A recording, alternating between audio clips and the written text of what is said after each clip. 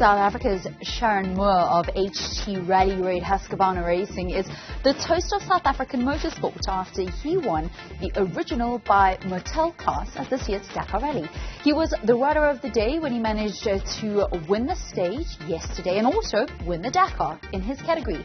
South African drivers and teams, including Henk Lategan and Century Racing, impressed in the car section, but it was Moore who raised the country's flag the highest. He joins us now from Saudi Arabia. A very good afternoon and congratulations. Has it sunk in yet?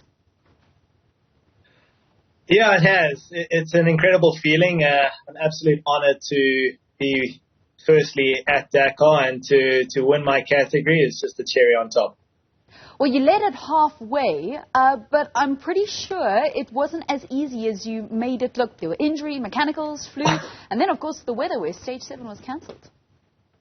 Yeah, no, it was honestly crazy. This year's Dakar, they stepped it up, firstly, just from an overall difficulty level. The stages were way longer, and then the weather element just turned everything on its head. So it was crazy difficult, and to throw some spanners in the works, some engine problems and radiator issues. It was an insane process, but, we pushed through and never lost hope and just kept fighting and turned out pretty good in the end.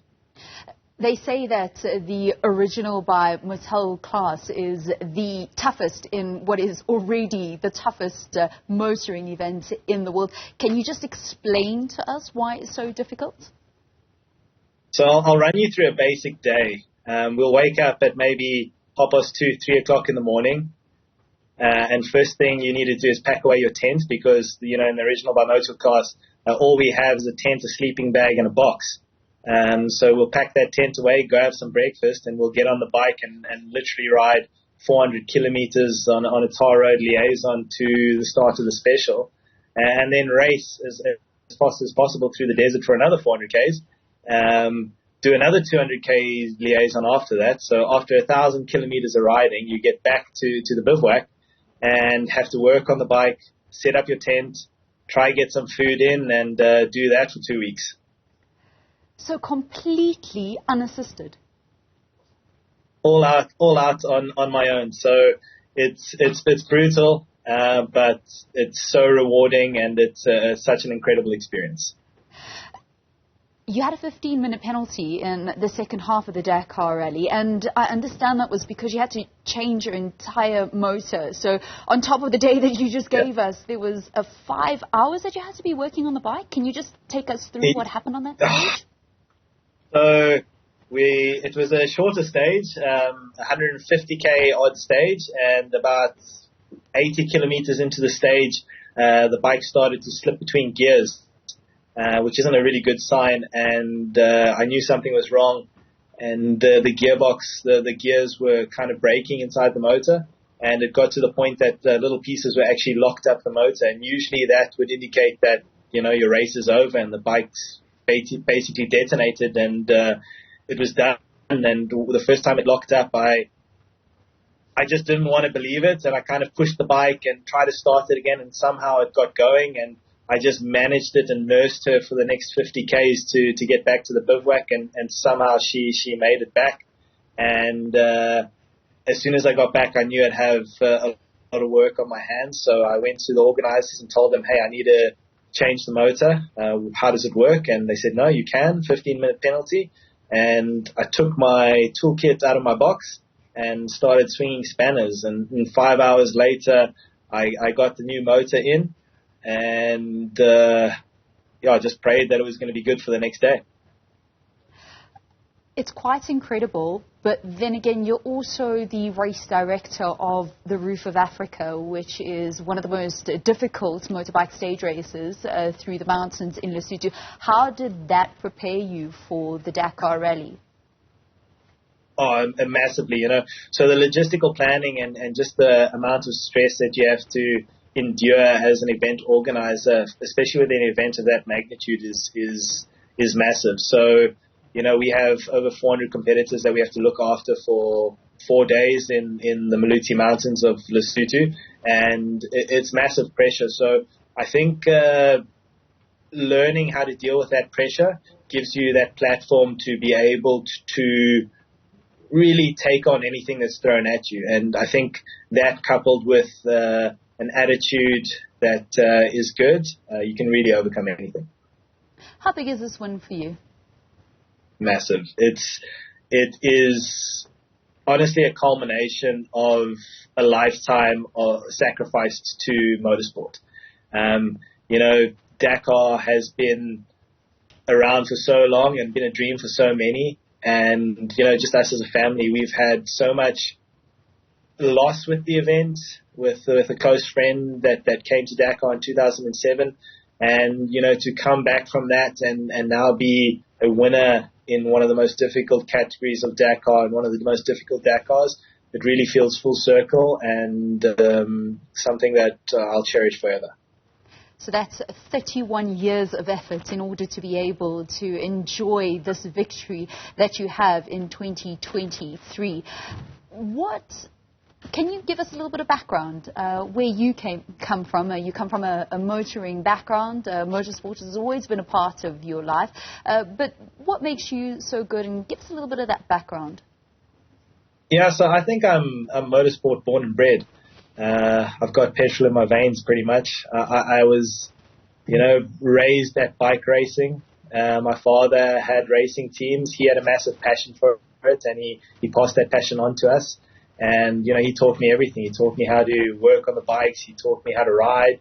And, it was a release for family and friends. And it was just such an amazing environment. And it taught us so much structure and so much goodness. There's so many great people involved in racing, and it's such a good fraternity that I really can't picture my life without it. So, I've been riding bikes, since I was a 3-year-old boy. Started racing at 16, raced, throughout South Africa in the championships and all the racing there. Raced around the world. Have done, motocross racing, enduro racing, extreme racing, and it's all culminated with Dakar, the biggest stage for motorsport on the planet. So it's great to be here, and it's great to have had this journey. What else lies in store for the year ahead? Preparation for next Dakar. I said to myself, coming into this Dakar, if I'm not 100% convinced that I want to carry on at the end of this Dakar, then I was out and it would be enough for me. But I loved this process from start to finish. I had a smile on my face from the very first second I stepped in Saudi to now. So I've loved it, and I'm 100% coming back. And the plan is to now come with a team, stay in a camper van, no more tents, try and find some budget, some people that want to invest in this dream, and come back to Dakar and full send. That's the thing. Motorsport is often an inaccessible sport to so many because of the amount of money that it costs just to be able to participate in the sport. How have you managed funding? There's good people out there. There's people that will invest in your dream if you're able to show them what it means to you, to show them how important it is. And,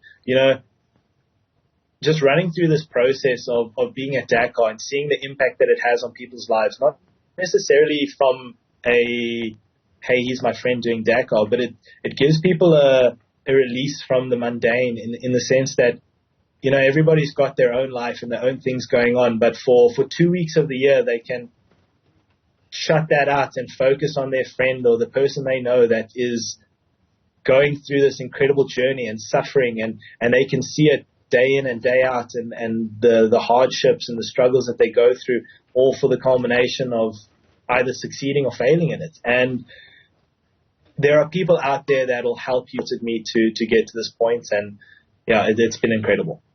How does this kind of race change you as an individual as much as it's something for the spectators to watch and enjoy the drama of? I'm sure for you it also changes fundamentally how you view things.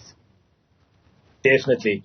When you're at the lowest of the low or the highest of the high, you really need to go to that next level. And it really builds character and shows you what you're capable of.